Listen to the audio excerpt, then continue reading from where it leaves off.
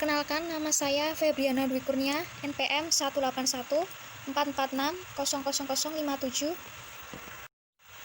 Ingin mempresentasikan hasil laporan pengenalan lingkungan persekolahan 1 di SD Islam Terpadu Araihan, Kecamatan Bantul, Yogyakarta. Yang kedua adalah tujuan PLP 1. Tujuan PLP 1 dimaksudkan untuk membangun landasan jati diri pendidik melalui beberapa bentuk kegiatan di sekolah sebagai berikut. Yang pertama, pengamatan langsung kultur sekolah. Yang kedua, pengamatan struktur organisasi dan tata kelola di sekolah. Yang ketiga, pengamatan peraturan dan tata tertib sekolah. Yang keempat, pengamatan kegiatan-kegiatan seremonial formal di sekolah, misalnya upacara bendera, rapat briefing. Yang kelima, pengamatan kegiatan-kegiatan rutin berupa kurikuler, kokurikuler, dan ekstrakurikuler. Yang keenam, pengamatan praktik-praktik pembiasaan dan kebiasaan positif di sekolah. Tujuan PLP 1 yaitu yang pertama, pengamatan langsung kultur sekolah. Yang kedua, pengamatan struktur organisasi dan tata kelola di sekolah. Yang ketiga, pengamatan peraturan dan tata tertib di sekolah. Yang keempat, pengamatan kegiatan-kegiatan seremonial formal di sekolah. Yang kelima, pengamatan kegiatan-kegiatan rutin berupa kurikuler, kokurikuler, dan ekstrakurikuler. Yang keenam, pengamatan praktik-praktik pembiasaan dan kebiasaan positif di sekolah. Yang bab kedua, informasi umum sekolah atau mitra PLP 1. A. Visi, misi, dan tujuan. Visi, misi, dan tujuan. Dalam upaya mewujudkan generasi muda Islam yang berakhlak mulia, cerdas, beriman, dan bertakwa kepada Allah, dituangkan ke dalam visi, misi, dan tujuan SDIT Araihan Bantul, Sumber Batikan Tirerenggo, Bantul, Yogyakarta. Yang pertama, visi sekolah. Visi sekolah dasar Islam Terpadu Araihan adalah terwujudnya generasi Qur'ani, cerdas, mandiri, berbudaya, dan berwawasan lingkungan. Indikator Qur'ani yang pertama, mempunyai sikap beriman kepada Allah dan 5 rukun iman yang lain, dan melaksanakan 5 rukun Islam dengan mengetahui fungsinya secara terefleksi dalam sikap. Yang kedua, mampu membaca Al-Quran dengan baik, benar dan lancar sesuai dengan kaidah-kaidah ilmu tajwid. Yang ketiga, mampu menghafal surat pada juz 30, juz 29, dan juz 28 Al-Quran. Yang keempat, hafal doa dan hadis-hadis pendek dalam kehidupan sehari-hari. Yang kelima, mampu beribadah dengan benar sesuai dengan tuntutan syariat Islam, baik ibadah wajib dan ibadah sunnah. Yang keenam, mampu berakhlak mulia dengan meneladani sifat, sikap, serta kepribadian Rasulullah pada sahabat. Yang kedua, indikator cerdas. Yang pertama, memiliki prestasi akademik dan non-akademik yang unggul. 2. Memiliki rasa ingin tahu yang tinggi. Yang ketiga, mampu berkomunikasi dengan bahasa Jawa, Arab, dan Inggris secara sederhana. Yang keempat, mempunyai kemampuan verbal yang baik dan di atas rata-rata. Indikator mandiri yang pertama, mampu mengatur waktu dengan baik tanpa tergantung dengan orang lain. Yang kedua, mampu melakukan perbuatan yang memberi manfaat untuk dirinya dan orang lain. Yang ketiga, mampu menghargai kemampuan diri dan menghormati kelebihan orang lain. Yang keempat, mampu mengambil keputusan dan inisiatif untuk memecahkan masalah dirinya. Yang kelima, bertanggung jawab dan percaya diri dalam melaksanakan tugas secara mandiri. Yang keempat, indikator berbudaya. Yang pertama, mampu bersikap dan berperilaku yang patuh dalam melaksanakan ajaran Islam. Yang kedua, mampu berperilaku jujur dalam perkataan, tindakan, dan pelaksana tugas. Yang ketiga, mampu bersikap dan bertindak, menghargai perbedaan agama, suku, pendapat, dan tindakan orang lain yang berbeda dengan dirinya. Yang keempat, mampu berperilaku tertib dan patuh pada berbagai ketentuan dan peraturan. Yang kelima, indikator berwawasan lingkungan. Yang pertama, mampu berperilaku terbiasa membuang sampah pada tempatnya. Yang kedua, mampu memahami pentingnya memilah sampah dan melaksanakan tindakan pilah sampah. Yang ketiga, mampu untuk memahami dan melakukan pemanfaatan barang bekas agar lebih bermanfaat. Yang keempat, mampu dalam memahami pentingnya memelihara tanaman yang ada di sekitar lingkungan dan terbiasa melakukan perawatan tanaman. Misi sekolah. Yang pertama, memberikan kesempatan dan fasilitas kepada peserta didik untuk menumbuhkan keimanan kepada rukun iman yang 6 dan melaksanakan rukun Islam dengan baik. Yang kedua, membiasakan peserta didik untuk banyak berinteraksi dengan Al-Quran lewat pembelajaran baca tulis Al-Quran dan mengamalkannya dalam kehidupan sehari-hari. Yang ketiga, memberikan bimbingan agar terbiasa mengamalkan doa sehari-hari dengan baik. Tujuan satuan pendidikan. Yang pertama, tujuan pendidikan nasional. Undang-Undang RI nomor 20 tahun 2003 tentang Sisdiknas bab 2 pasal 3 yang berbunyi, tujuan pendidikan nasional ialah berkembangnya potensi peserta didik agar menjadi manusia-manusia yang beriman dan bertakwa kepada Tuhan Yang Maha Esa, berakhlak mulia, sehat, berilmu, cakap, kreatif, mandiri, dan menjadi warga negara yang demokratis serta bertanggung jawab. Tujuan pendidikan dasar sesuai dengan Undang-Undang Pendidikan Nasional dan PP nomor 19 tahun 2005 adalah sebagai berikut. Standar nasional pendidikan bertujuan menjamin mutu pendidikan nasional dalam peradaban bangsa yang bermartabat dan meletakkan dasar kecerdasan, pengetahuan, kepribadian, akhlak mulia, serta keterampilan untuk hidup mandiri dan mengikuti pendidikan lebih lanjut. Yang ketiga, tujuan kurikulum 2013. Tujuan kurikulum 2013 adalah untuk mempersiapkan manusia Indonesia agar memiliki kemampuan hidup sebagai pribadi dan warga negara yang beriman, produktif, kreatif, inovatif, dan afektif, serta mampu berkontribusi pada kehidupan bermasyarakat, berbangsa, bernegara, dan peradaban dunia.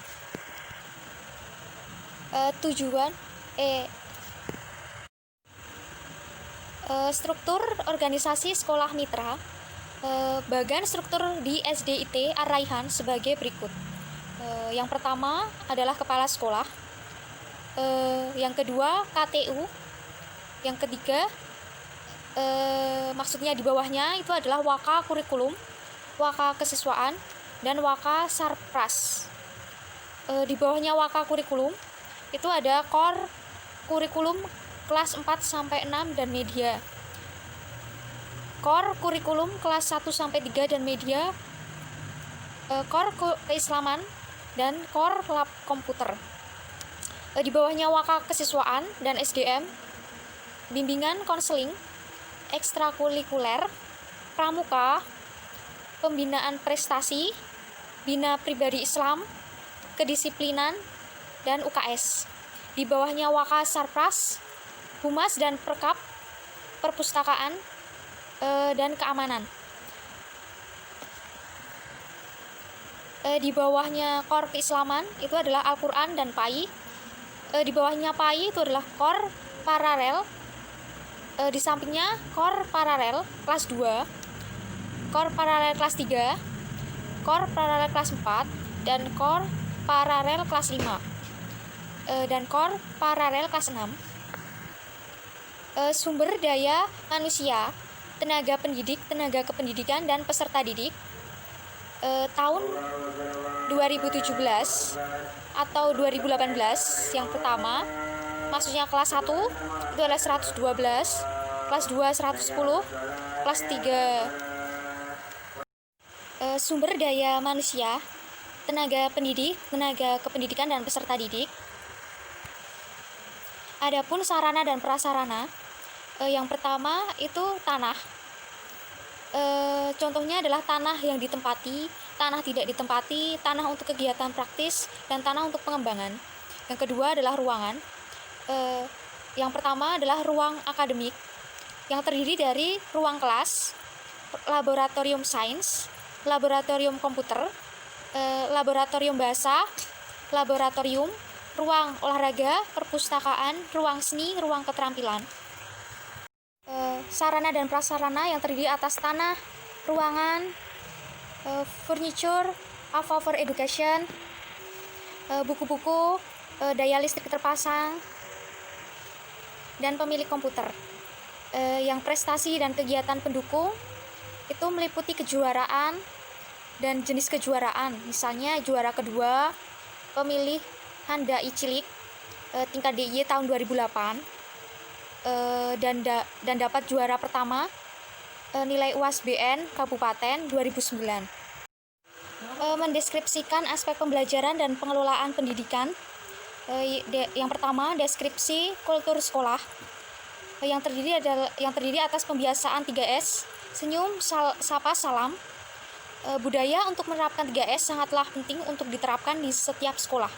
Seperti halnya di SDIT Arahyan, sekolah ini selalu menjaga budaya 3S, penanaman nilai-nilai kesopanan, dan pembiasaan baik terhadap siswa dimulai dari guru dengan guru, siswa dengan guru, serta siswa dengan siswa. Yang kedua, sebelum dan setelah pembelajaran di SD IT Araihan, itu adalah pembiasaan sebelum pembelajaran. Peserta didik melaksanakan salat duha, dilanjutkan dengan tadarus Al-Quran dengan bimbingan Bapak Ibu Guru. Yang ketiga adalah pengkondisian saat pembelajaran berlangsung. Pembelajaran dimulai dengan berdoa dan salam dari salah satu guru. Yang keempat itu adalah guru piket. Guru piket adalah guru yang melaksanakan tugas tambahan untuk membantu, memantau, dan menjaga kelancaran kegiatan belajar mengajar di sekolah, seperti menyambut kedatangan siswa, menerima surat izin, dan mengantarkan siswa yang sudah dijemput orang tuanya. Mendeskripsikan peraturan dan tata tertib sekolah. Yang pertama, penggunaan seragam sekolah. Mengenakan seragam di sekolah merupakan bagian dari tata tertib sekolah. Seperti yang telah saya amati, dalam hal ini mengenakan seragam peserta didik di SD Araihan telah diatur sedemikian rupa mendeskripsikan peraturan dan tata tertib sekolah. Yang pertama itu adalah penggunaan seragam sekolah. Mengenakan seragam di sekolah merupakan bagian dari tata tertib sekolah. Seperti yang telah saya amati, dalam hal mengenakan seragam peserta didik di SD Araihan telah diatur sedemikian rupa sebagaimana berikut ini. Yang pertama itu adalah hari Senin, itu menggunakan seragam merah putih dan pakaian tidak dimasukkan serta untuk pemakaian sepatu bebas. Hari Selasa itu adalah menggunakan seragam hijau putih dan pakaian tidak dimasukkan serta untuk pemakaian sepatu bebas. Yang ketiga itu adalah hari Rabu, menggunakan seragam biru identitas dan pakaian tidak dimasukkan serta untuk pemakaian sepatu bebas. Yang keempat itu adalah hari Kamis, menggunakan seragam batik JSIT dan pakaian tidak dimasukkan serta untuk pemakaian sepatu bebas. Hari Jumat adalah menggunakan seragam pramuka dan pakaian tidak dimasukkan untuk siswa perempuan, dan untuk siswa laki-laki baju dimasukkan untuk pemakaian sepatu bebas dan ikat pinggang untuk siswa laki-laki. Yang kedua itu adalah waktu istirahat. Waktu istirahat itu yang pertama, pada saat bel istirahat, peserta didik bersiap untuk berdoa, makan snack. Yang kedua, doa dipimpin oleh salah satu peserta didik. Snack kemudian dibagikan kepada seluruh peserta didik. Yang ketiga, peserta didik makan snack di dalam kelas sambil duduk dengan terlebih dahulu mencuci tangan. Yang keempat, bagi peserta didik yang sudah selesai makan, diperbolehkan keluar kelas untuk istirahat maupun bermain. Yang kelima, peserta didik wajib menggunakan sepatu atau sandal saat bermain di luar kelas. Yang keenam, pada saat bel masuk berbunyi, peserta didik masuk ke kelas dengan tertib, kemudian duduk di tempat masing-masing dengan tenang. Yang ketujuh, peserta didik hanya diperbolehkan jajan saat market day dengan maksimal belanja 3.000. Yang ke-8, siswa tidak diperkenankan jajan di lingkungan sekolah baik saat istirahat maupun saat pulang. Yang ketiga itu adalah saat sholat duha. Maksudnya saat sholat duhur. Peserta didik yang telah selesai makan siang bersegera ambil air wudhu untuk sholat duhur maksimal pukul 11.50. Yang keempat, itu adalah upaya sekolah menciptakan suasana yang tenang dan nyaman untuk belajar. Untuk menciptakan suasana sekolah yang tenang dan nyaman, sekolah berlangsungnya proses KBM, SD ITA Raihan menyediakan sarana dan prasarana untuk siswanya seperti halnya lab sains, lab bahasa, lab komputer, dan lain-lain.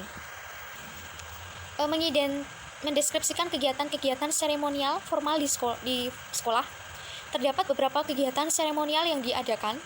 Contohnya seperti lomba saat beberapa event, contohnya pawai saat 1 Muharram, jalan sehat siswa dengan orang tua, bertema menggunakan pakaian barang bekas, event pengajian bersama orang tua wali saat Isra Mi'raj. Selain itu juga diadakan sekolah kurikulum bagi orang tua SOTA untuk wali kelas 1 mengenakan rancangan pembelajaran dan silabus selama 10 kali pertemuan, dan adanya wisuda bagi wali atau orang tua.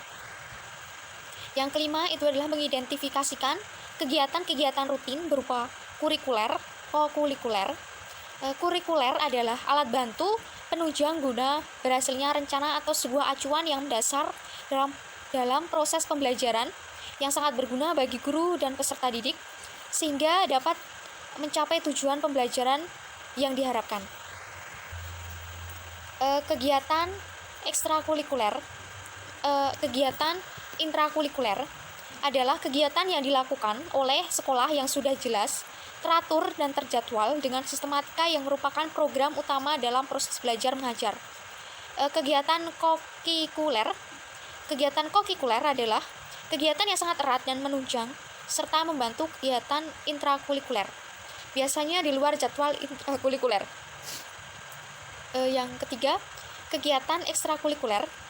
Kegiatan ekstrakurikuler adalah kegiatan yang dilaksanakan di luar jam pelajaran, biasanya di luar intrakurikuler, dan berfungsi untuk menyalurkan, mengembangkan bakat dan minat siswa. Kesimpulan, dari hasil pengamatan yang saya lakukan dapat disimpulkan bahwa SD ITA Raihan sangat baik dalam melayani peserta didiknya. Sekolah memberikan sarana dan prasarana yang lengkap terhadap peserta didiknya seperti halnya ruang lab sehingga dapat menunjang kegiatan belajar siswa. Saran, pelaksanaan PLP 1 berjalan dengan baik tetapi tidak sepenuhnya sempurna. Masih banyak kekurangan-kekurangan yang sangat diperhatikan. Oleh karena itu kami perlu beberapa masukan, perhatian, dan tindak lanjut. Dengan latar belakang, kegiatan PLP 1 merupakan salah satu kegiatan yang bersifat intrakurikuler untuk mahasiswa yang sudah terpenuhi syarat-syarat tertentu sesuai dengan yang diminta oleh pihak fakultas.